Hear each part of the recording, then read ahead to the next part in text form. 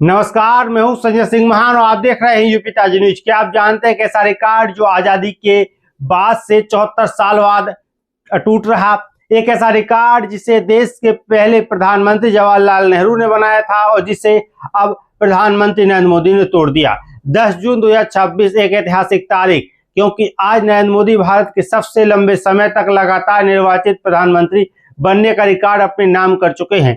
लेकिन सवाल सिर्फ रिकॉर्ड का नहीं है, सवाल उन 12 वर्षों का है जिसमें भारत की राजनीति, अर्थव्यवस्था, विदेशी नीति और विकास की दिशा बदल गई। आज की इस विशेष वीडियो में हम जानेंगे मोदी के 4399 दिनों का सफर, मोदी सरकार के सबसे बड़े फैसले और वे फैसले जिन्हें वापस लेना पड़ा, और भाजपा के भविष्य से जुड़े सबसे बड़े सवाल। तो वीडियो को अंत तक जरूर देखिए। लेकिन सबसे पहले समझते हैं कि आखिर ये रिकॉर्ड कितना बड़ा है।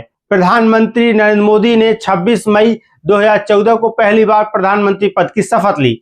10 जून 2026 को उनके लगातार निर्वाचित प्रधानमंत्री के रूप में 4399 दिन पूरे हो गए। इसके साथ ही उन्होंने देश के पहले प्रधानमंत्री जवाहरलाल नेहरू का रिकॉर्ड पीछे छोड़ दिया।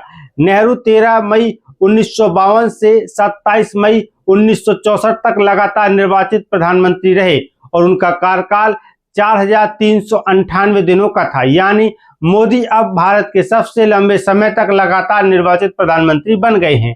यह उनका लगातार तीसरा कार्यकाल है। लेकिन यहाँ एक बात समझना जरूरी है, लगातार कार्यकाल और कुल कार्यकाल में क्या अंतर होता है। लगातार कार्यकाल बनाम कुल कार्यकाल। लगातार कार्यकाल का मतलब होता है किसी पद को बिना किसी रुकावट के संभालना। जैसे नरेंद्र मोदी 26 मई 2014 से लगातार प्रधानमंत्री हैं, वहीं कुल कार्यकाल का मतलब है अलग अलग अवधियों में जोड़कर निकाली गई अवधि। उदाहरण के लिए अटल बिहारी वाजपेयी 3 अलग अलग बार प्रधानमंत्री बने, इसलिए उनका कुल कार्यकाल उनके तरीके से गिना जाता है। 2014 में जब नरेंद्र मोदी पहली बार संसद पहुंचे थे तो उन्होंने संसद की सीढ़ियों पर माथा टेका था। 2019 में संविधान को प्रणाम किया और 2024 में संविधान की प्रति को माथे में लगाकर संसद में प्रवेश किया।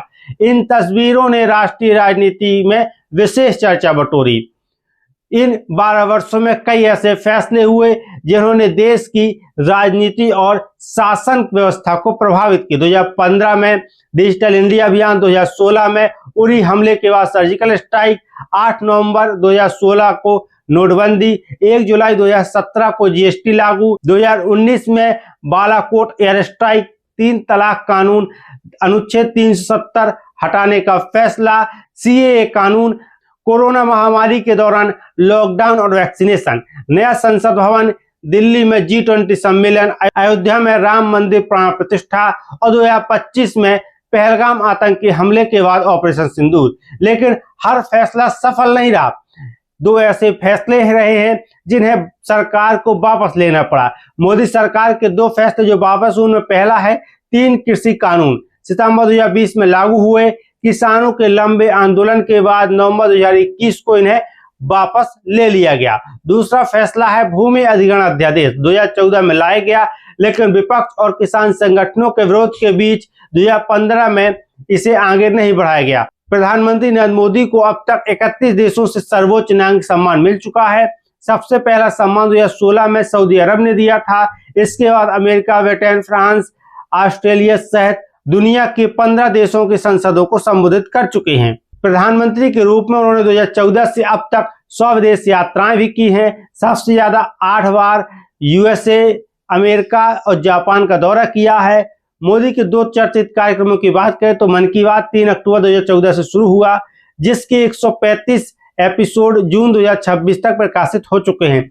वहीं दूसरा परीक्षा पर चर्चा, जिसकी शुरुआत 16 फरवरी 2018 से हुई थी, 2026 में इसके 9 संस्करण हो चुके हैं। अब चर्चा उन तस्वीरों की जो चर्चा में रही।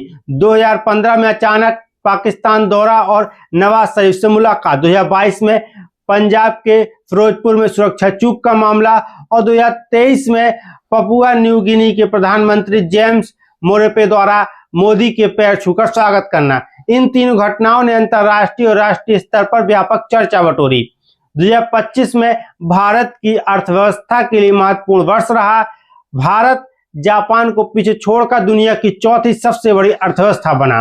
भारत की अर्थव्यवस्था का आकार 4.18 ट्रिलियन डॉलर पहुंच गया है और भविष्य में अनुमानों में भारत दुनिया की तीसरी सबसे बड़ी अर्थव्यवस्था बनने की संभावना जताई जा रही है। भाजपा के भविष्य के 4 बड़े सवाल। पहला, क्या 2029 में मोदी फैक्टर उतना प्रभावी रहेगा? दूसरा, क्या राज्यों से नया राष्ट्रीय नेतृत्व उभरेगा? तीसरा, मोदी के बाद भाजपा का नेतृत्व कौन संभालेगा? और चौथा, क्या भाजपा मोदी के बाद भी उसी स्तर का जन समर्थन बनाए रख पाएगी? इन सवालों के जवाब आने वाले वर्षों की राजनीति तय करेगी। 4399 दिनों का रिकॉर्ड, 12 वर्षों का शासन, कई बड़े फैसले, कई बड़े राजनीतिक मोड़ और अब भविष्य की नई चुनौतियां।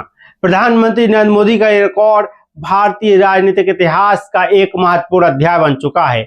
आप इस रिकॉर्ड को कैसे देखते हैं? अपनी राय हमें कमेंट बॉक्स में जरूर लिखें। मैं हूं संजय सिंह महान और आप देख रहे थे यूपी ताजा न्यूज।